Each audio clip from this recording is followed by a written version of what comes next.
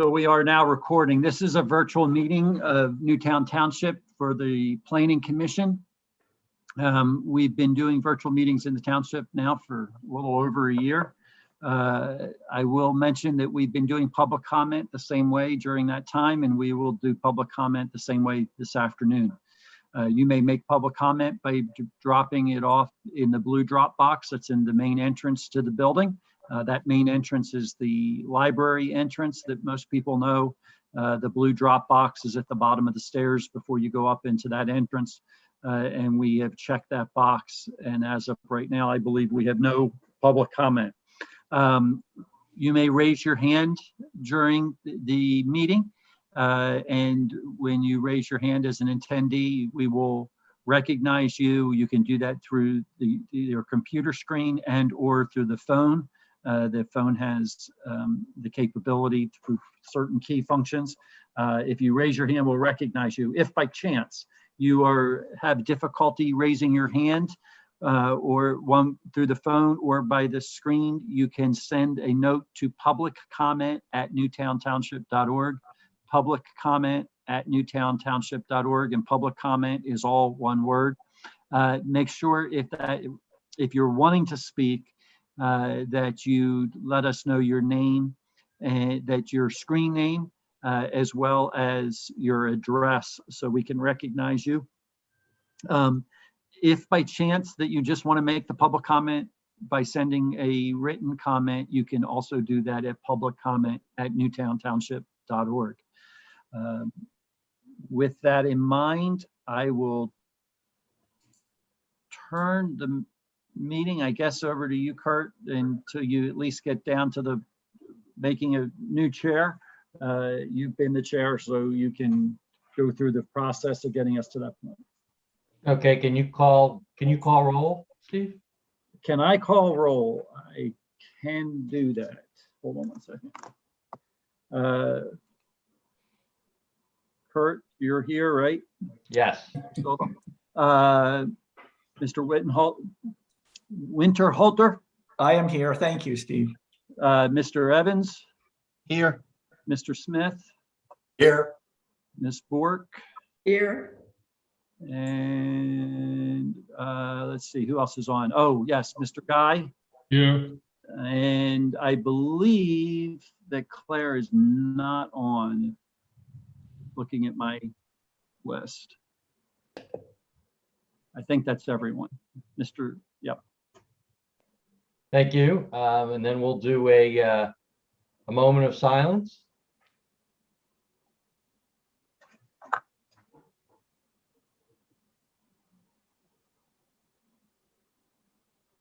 Okay, thank you.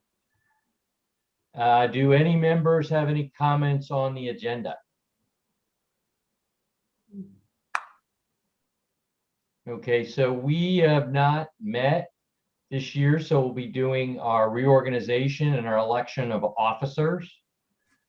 Our first officer position that's open is for chairperson.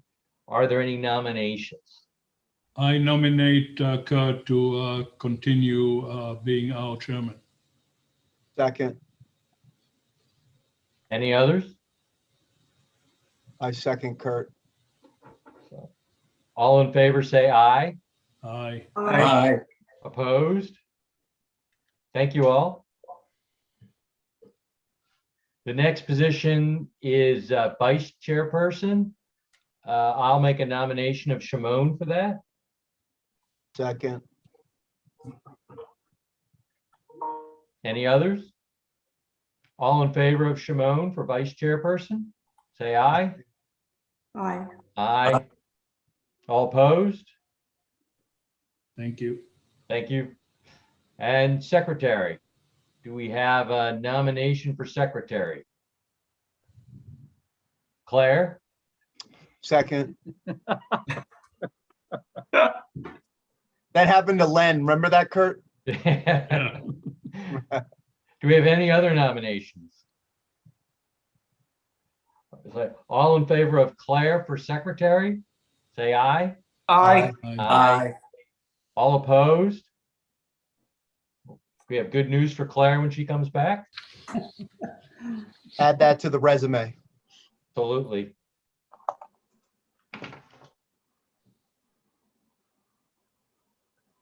Okay, we have one item. It's a plan for Episcopal Academy making some modifications. Do we have the applicant?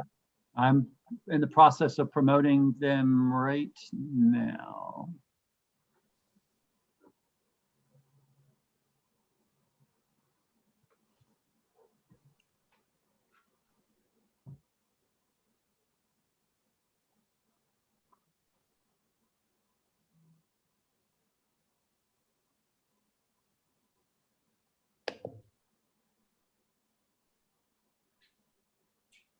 Can you hear me?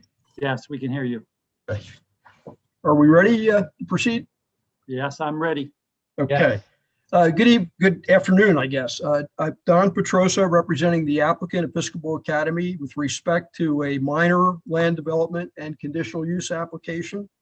The project involves some entrance feature improvements at the main or south entrance to the campus, including a stone wall on either side of the entrance and a gate between the walls, a welcome center, which was, I think, labeled as a gatehouse on the original plans, in the center of Bishop White Drive, which is the main road going into the campus, and a 36-car parking lot on the north side of Bishop White Drive, and related improvements to be described in greater detail by our project engineer, Rick Stratton, in just a few minutes.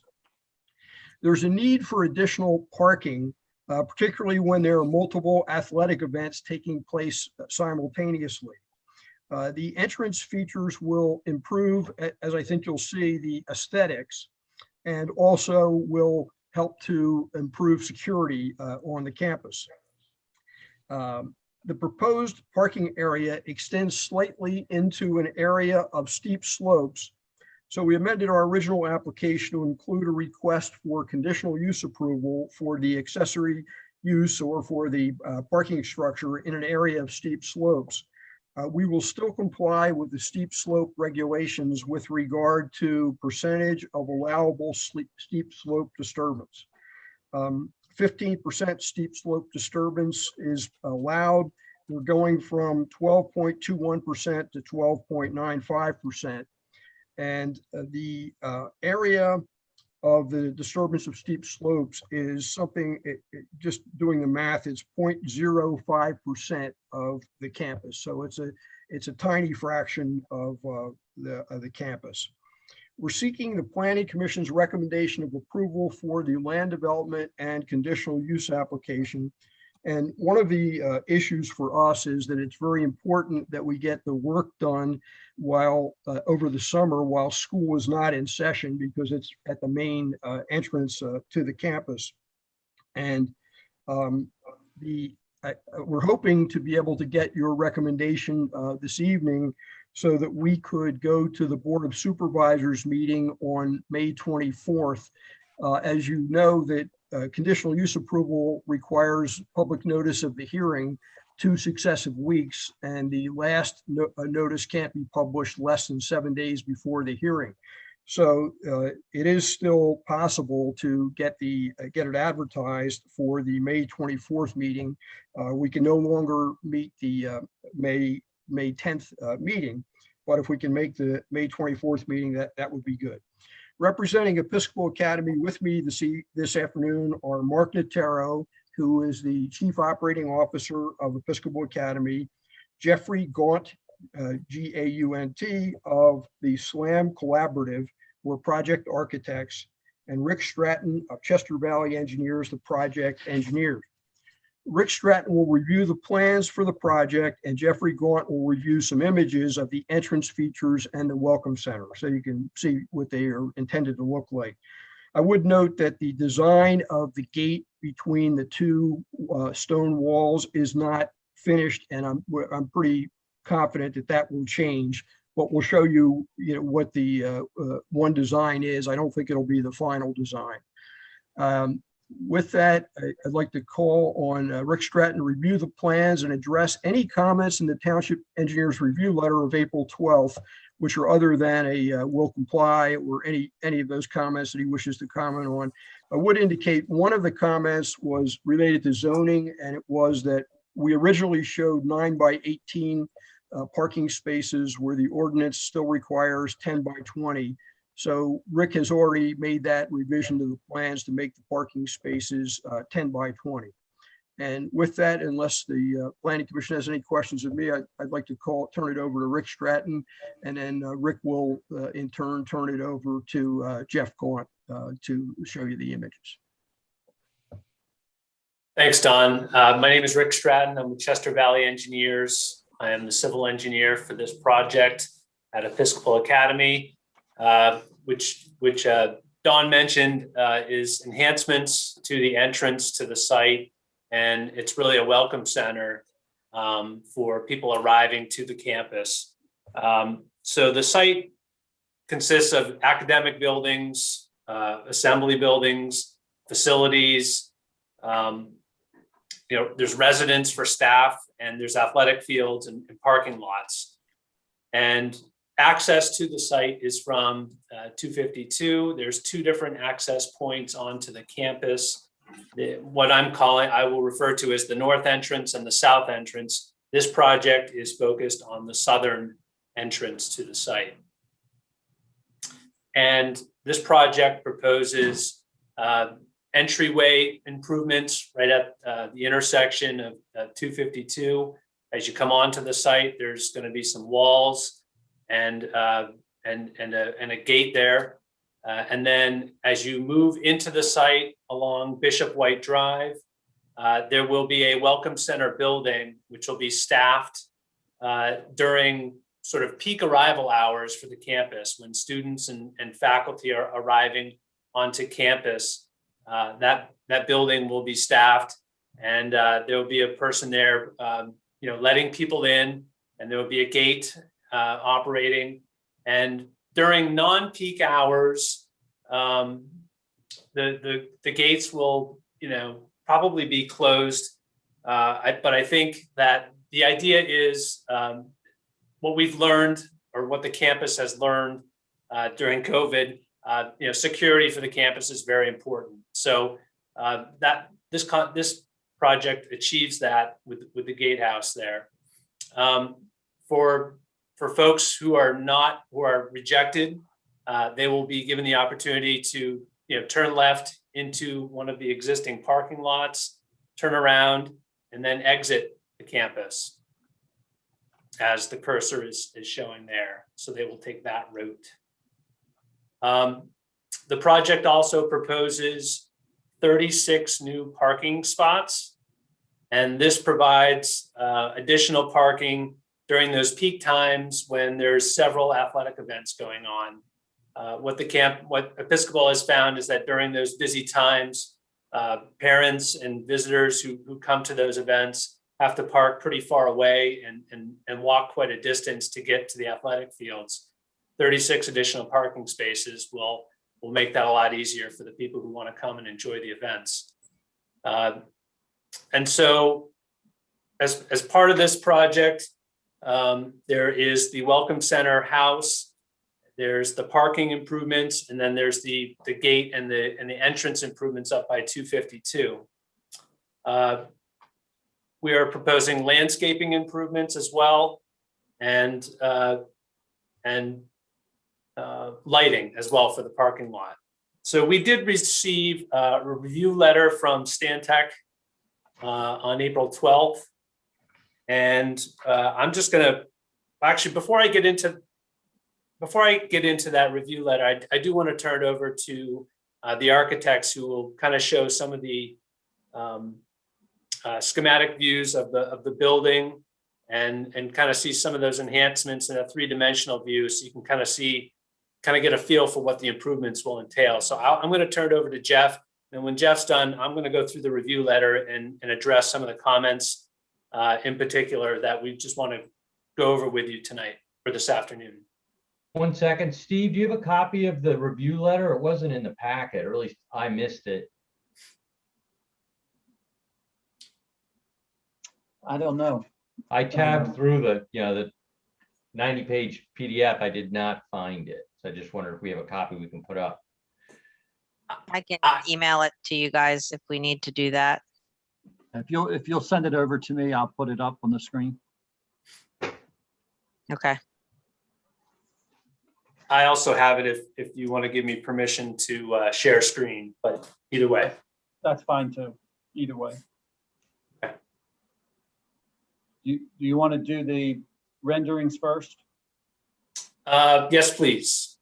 And I'm assuming that is this one? That would be, No. no, that's the county review letter. I believe there's towards the end of the 91 of the list. PDF, if that helps.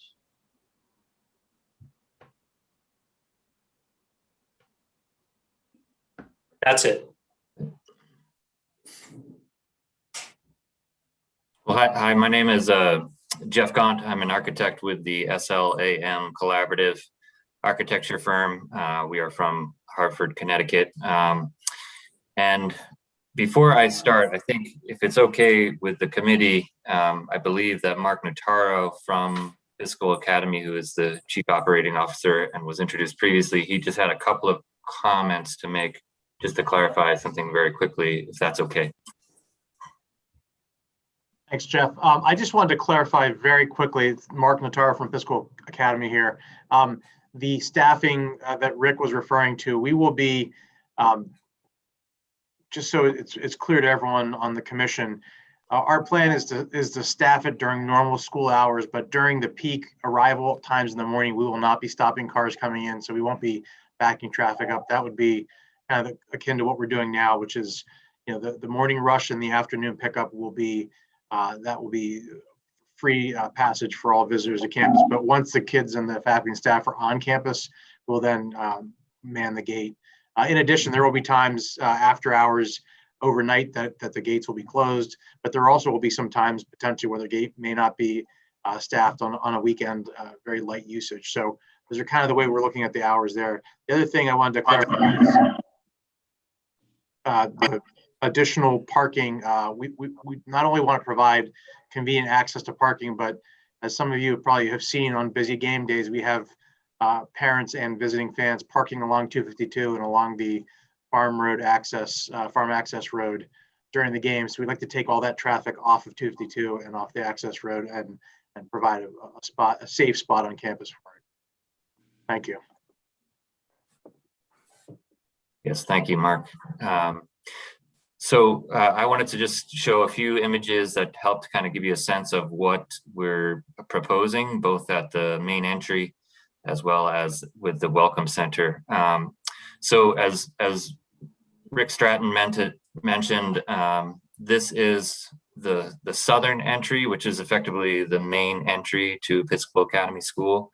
And so this view is looking from across 252, sort of looking southwest, just coming into that entry, and you can see sort of the median and then the school sign to the left there. And so what we were trying to do with this project is to give this entry a little bit more significance as the main entry to the school, and to give it a little bit more formality, so that, you know, it really had a sense of arrival for folks who were coming in, both visitors as well as everyday users, just to kind of, again, signify that threshold, you know, passing through into the campus. So if you can go to the next slide, the idea was to provide two low walls with intermittent piers that would flank the entry, and this way kind of frame the entry in a way that is helps kind of direct the traffic, but also kind of give a pleasing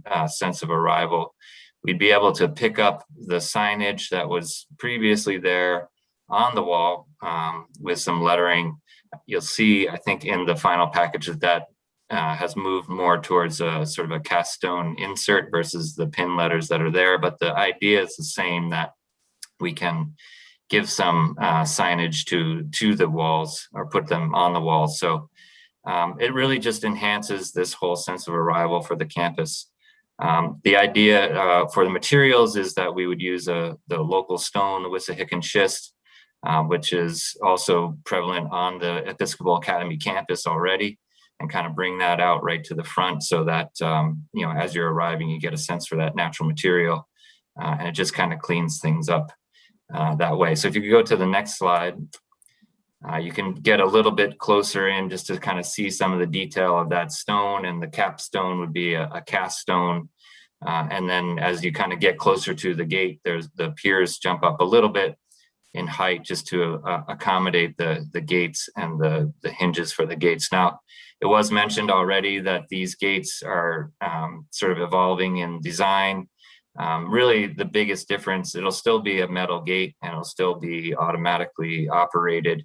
But the biggest difference is that probably instead of the vertical pickets, you'll see more of a horizontal rail, similar to, if you look off to the right in this image, there's a kind of wood split rail fence that's more horizontal in its orientation. And that's kind of the change that we're looking for. It gives it a little bit more of a farmhouse look. So, but otherwise it's still a painted metal gate, and will still be operated by card access.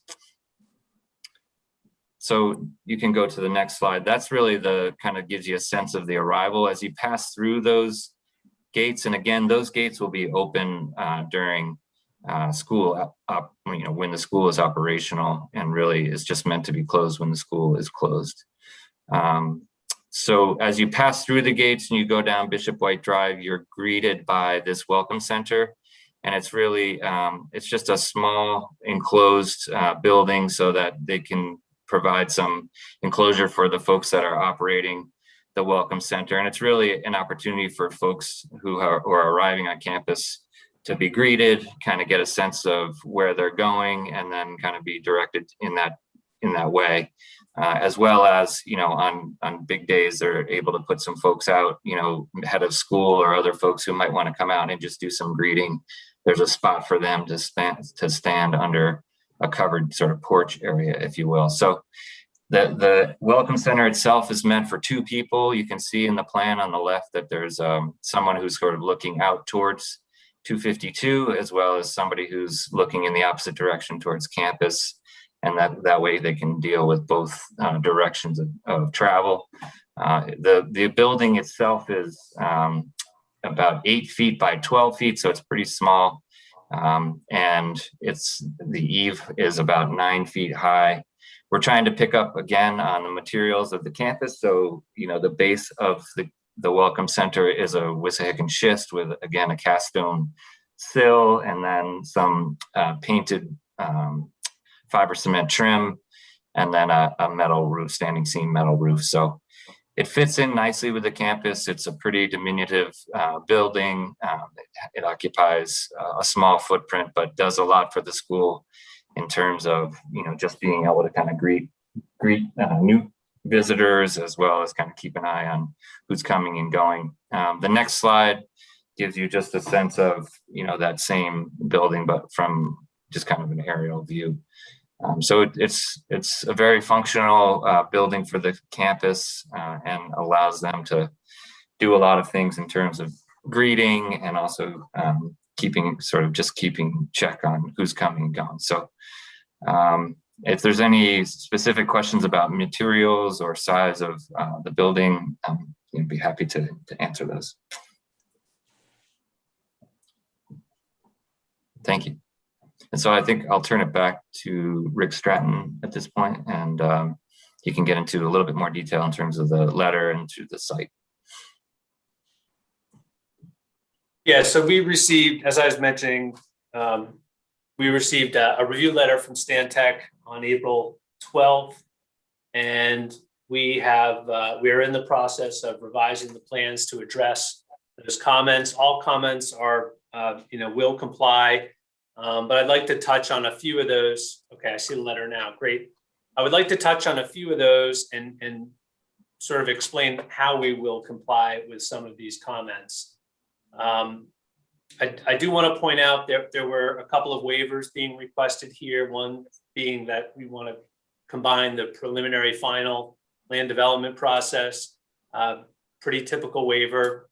And the second one is the request to use HDPE pipe instead of reinforced concrete. Again, that's a pretty typical waiver that's often granted here in the township for some projects. We will add a third waiver to this in response to one of the comments brought up about landscaping. One of the comments was that building plantings were not provided within 20 feet of the proposed building. Because of the size of the building and because of its functionality, putting plantings there is not quite practical. So we will request a locational waiver for that requirement, and we'll put some plantings elsewhere nearby. So I did want to touch on a couple of the more important comments, one being the dimension of the parking stalls. Originally, we proposed 9 by 18 to limit the amount of impervious and kind of keep things tight. However, understanding that the township would prefer 10 by 20 spaces, we are able to comply with that. And so we've redesigned it and increased the size of the parking spaces. We're still proposing 36. That just increases the size of the parking lot there. So our next plan that we'll be submitting will address that. The second comment I want to get into is about the steep slope disturbance. And we recognize fully that that requires conditional use approval. And as Don mentioned, we will request that. The amount of slopes that is being disturbed here is pretty minimal. It's 2,700 square feet. It's about 0.5% of the steep slopes that exist upon the site. I did have a historical analysis of how many steep slopes have been disturbed to date on this site. So we have a good accounting and a good understanding of that. In the past, since this site was originally developed, about 12.2% of steep slopes have been disturbed.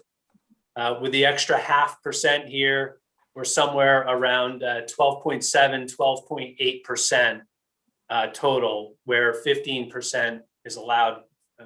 So we fully recognize that conditional use is required. We will go through that process, and we feel the use here falls under the definition of acceptable uses. Can I ask a quick question?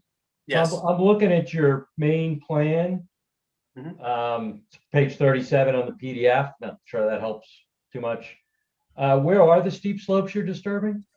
So on the plan you are reviewing is probably the site plan, which doesn't show contours and topography, I'm guessing.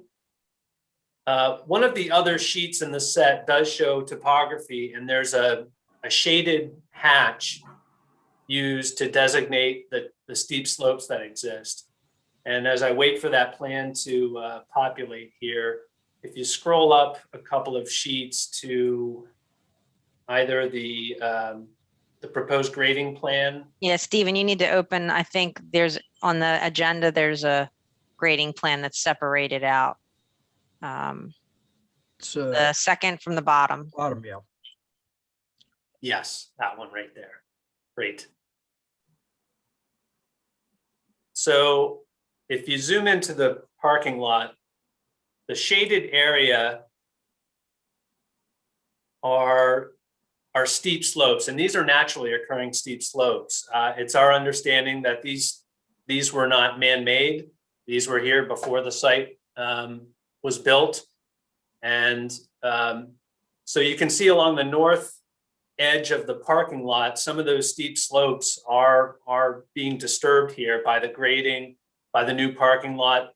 And consequently, because we're increasing the parking stall sizes now to 10 by 20, a little bit more of those steep slopes will be disturbed. But the number I mentioned earlier, 2,700 square feet, is the number that will be disturbed as a result of this.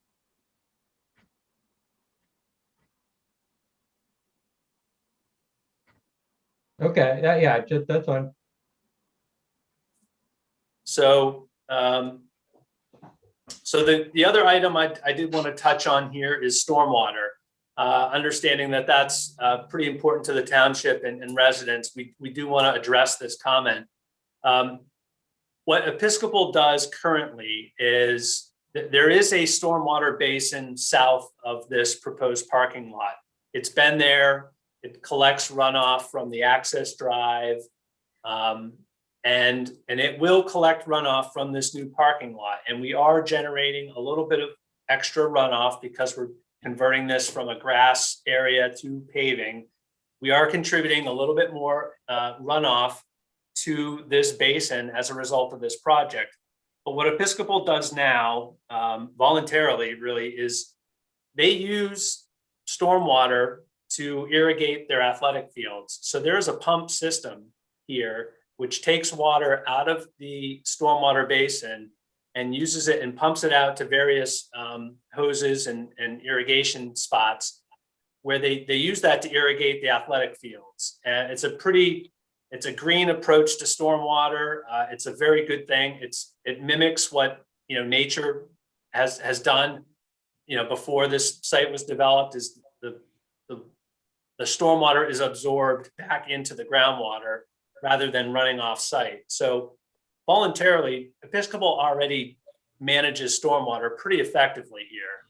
And we did a calculation which demonstrates that on an annual basis, they irrigate about 24 million gallons a year on their athletic fields. And that stormwater soaks back into the ground and gets back into the aquifers. This project will propose about 500,000 gallons a year of stormwater. So right now, Episcopal is effectively managing more than 50 times what this project will add by their irrigation practice. And so that's what we're hoping the township would accept as effective stormwater management. And they do this irrigation practice 8 months out of the year. And one of the comments here is, well, what about the 4 months of the year that you're not irrigating? And our answer to that is there's a stormwater basin here that already effectively manages rate and volume and quality of stormwater. So even in the months where they're not irrigating, there is a stormwater basin here, which helps with stormwater management. And so that's really going to be our response to this particular comment. If they did not have this management plan, and so all the stormwater was going to have to be handled just in the basin, how much larger would the basin be? I mean, is this allowing them to have a 20% smaller basin, or it's kind of, I'm just trying to look for an order of magnitude on that. The basin was originally designed to treat, what was out here. And by what we're adding, I'm not sure what the volume increase would be. It's probably less than 5% or 10% of that basin. So that basin might have to get bigger, but traditionally what we would do here is we wouldn't really rely on this older type stormwater basin. If Episcopal were not irrigating, we'd probably propose an underground system to capture and infiltrate water. And that's what Episcopal's done at other areas on the site where they, for the water that they aren't using for irrigation.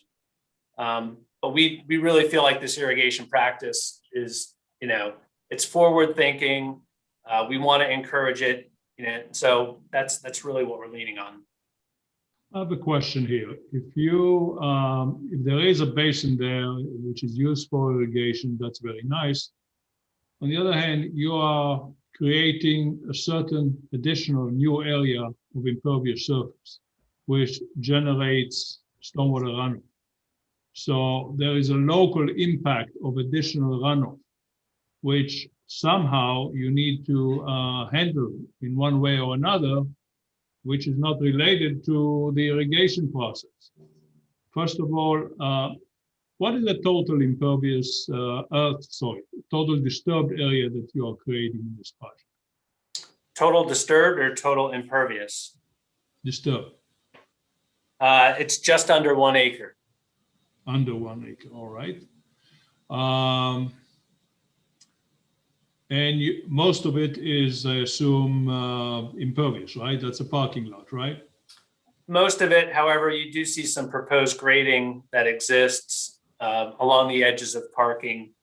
But I would say about 70% of the improvements here are new impervious surface. So you all created 0.6, 0.7 acre of new impervious surface, right? Correct? Well, this is concentrated. In order not to create a local problem when you have a large storm, perhaps you do want to provide some kind of stormwater management there, just to avoid having a located, a pinpoint of a problem of runoff. Yes, Basin D already manages peak rates here. The amount we're adding here, Basin D will still do work for us, but we feel the irrigation practice does the bulk of the work for stormwater here. So how does the water, the runoff goes from the new parking lot to the basin? There are proposed drainage inlets in the new parking lot. And this storm drain system, this new storm drain pipes do connect to existing storm drain pipes, which tie into Basin D. Okay.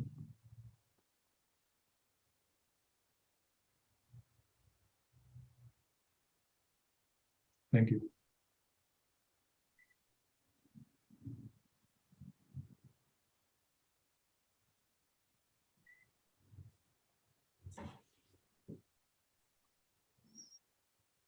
So those are the highlights of the comment letter, and that's, everything else is a very easy will comply, but I did want to touch on a couple of those to just explain how we would comply with those comments. One other thing I'd like to mention, we did get comments from the Fire Marshal.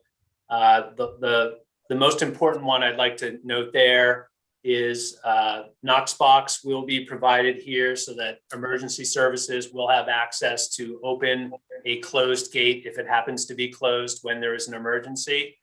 And also the ladder truck will have proper clearance to enter the site as it does today without being impeded by any structures or gates. And you said you got a letter from them? I got an email from Andy, who I think got an email from Carl with 3 or 4 comments, and we will address those with the Stantec comments. All right, so those are all will comply. Yes. Yeah, okay, perfect.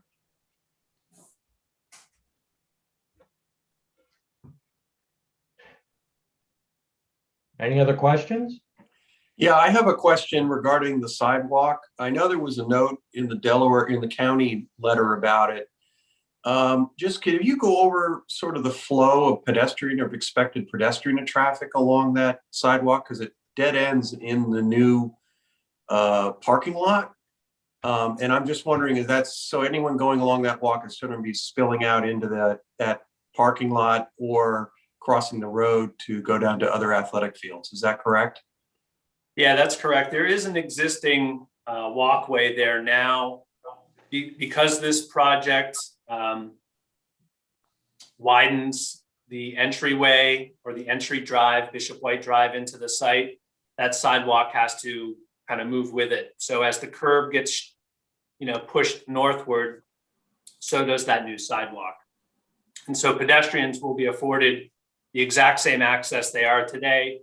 It's just now they are brought to a parking lot instead of, I think currently it just brings them to a grassed area where then they have to decide, which field they're going to.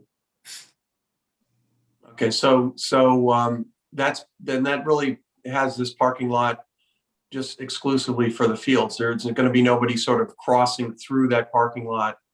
Because I'm just wondering if you have a parking lot and cars are moving in and out and turning around and everything, and then you're dumping a sidewalk off into it, whether that's a problem or not. Yeah, there are crosswalks there where you can cross the entryway. You are correct in that I don't believe there is continuous connection pedestrian wise from this parking lot to the trail to the west there, which goes up a pretty steep slope to the two fields up above. Yeah, I think a pedestrian connection there is a good idea. And we can try to incorporate something like that. I will say that we're very near our limit of disturbance for this project. So, we just need to be careful about that.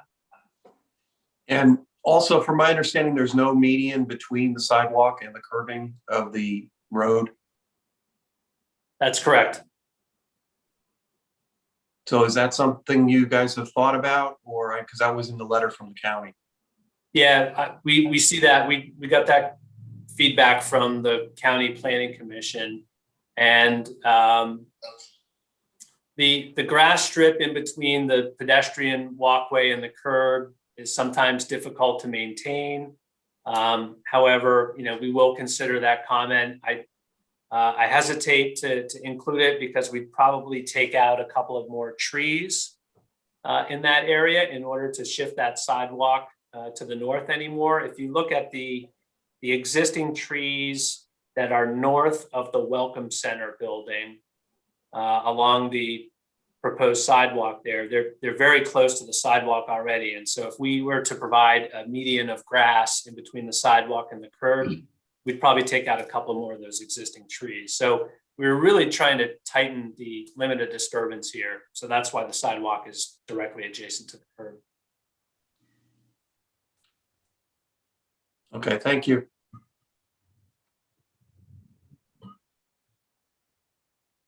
Steve, do we have public comments?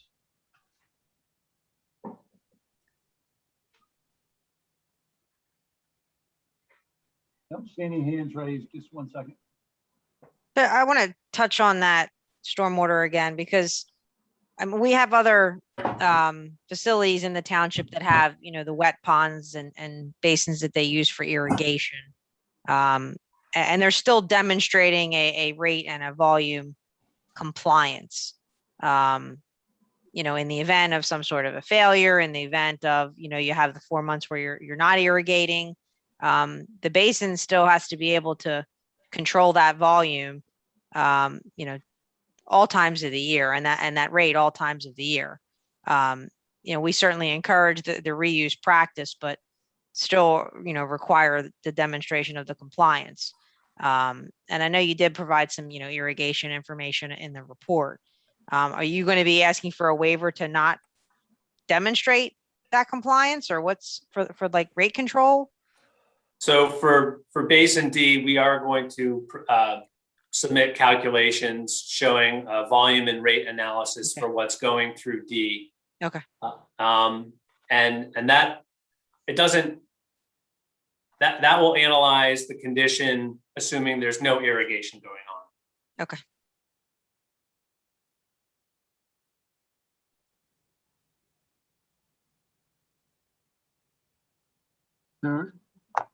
There was nothing in our inbox, and I do not see any hands raised.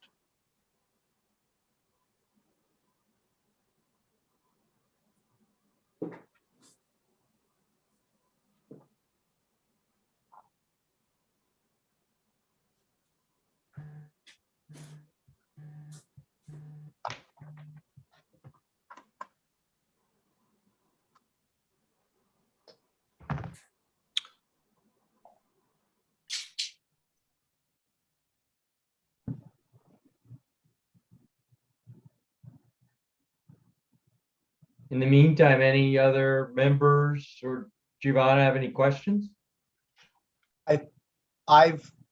Paul Evans here. I've been on the campus and understand the complexity of what Episcopal is dealing with from a traffic standpoint and the parking standpoint. If there's no water runoff issues, which is, we have problems with that with various projects. Giovanna, kind of directing that at you. If you're comfortable with the water runoff, and the steep slope disturbance, which doesn't seem to be that big of a problem, and there's no traffic flow safety concerns, I'm inclined to support this. That's my perspective.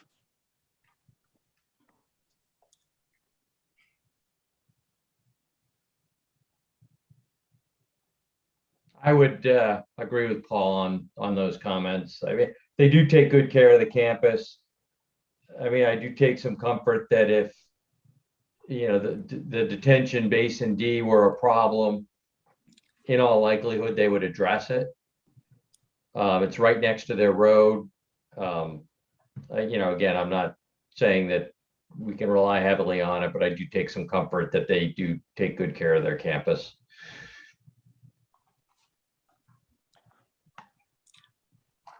I support the project. Steve, there's no public comment? Just, okay, I just don't want to, I'll check again. I don't see anything, no. that's why I just didn't want to cut anyone off if they were No. working their way in. No, we don't have any. So does someone want to make a motion on this? Can you put the letter up again? It just always makes it a little easier. I guess the question is, we need all the other waiver sections that need to be added. Yeah, so I have one, they might not be in the right order, is, final plan. Second is plastic pipe. Third waiver is plantings associated with building, my wording, to be planted elsewhere. And then I guess we need a fourth waiver on the stormwater. He's issue. saying they don't need the waiver on the stormwater. We They're don't gonna think so. They're gonna comply with that. I just haven't seen the revisions yet. So your third waiver would be item number 4 in our letter. Right, the Correct. plantings, Yes. Correct. yes. And Giovanni, is that a 2-foot or a 20-foot? It seems to be, I see. I think it's a 20. Yep, that's a typo there. Sorry about that.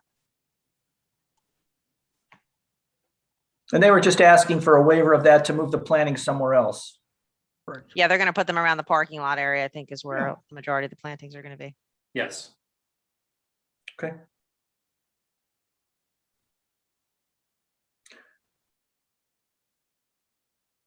So Any Giovanna, volunteers?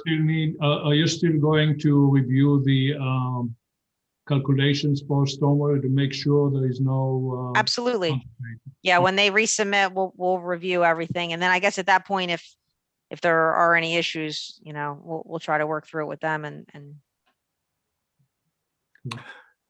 So Kurt, you want me to make a motion recommending the approval of the proposed preliminary and final subdivision, land development plan for Episcopal Academy as reflected, subject to the compliance with the changes that have been recommended by the engineer's letter dated April the 12th, 2021, which would include certainly the waiver of the plantings and the increase of the parking lot size or parking lot space size. And also we'll deal with the conditional use approval for the steep slope issues, because I think that does fall under an accessible use. Would that be sufficiently comprehensive? I think they're not asking for a waiver for the spaces size. They're complying with that, but they're asking That's- for a waiver on the plastic pipe. Oh, and plastic pipe too. So I think that we're okay, or I would include that they have asked for a waiver on the plastic pipe, and I would move to support that. Do we have a second? Second. Mr. Chairman, can I just clarify one point? I think we're looking for recommendation on the land development and the conditional use application. I think that was included in the motion. And that is fine. Yeah. Thank you. Do we have a second? Second. Second. All in favor, say aye. I Aye. All opposed, say no, nay. Motion carries. Thank you very much. Thank Like you. Mr. Petrosa. See you. you.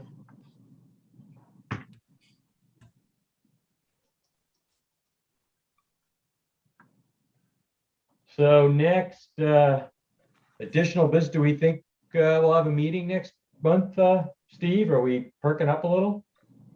Andy, I'm going to refer to you or Giovanna on that. I don't think there's I anything haven't in- seen anything at this point. Yeah.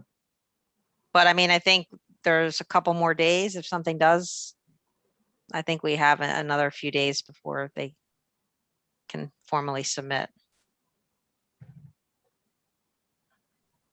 Okay, anybody else have any comments from the board, commission?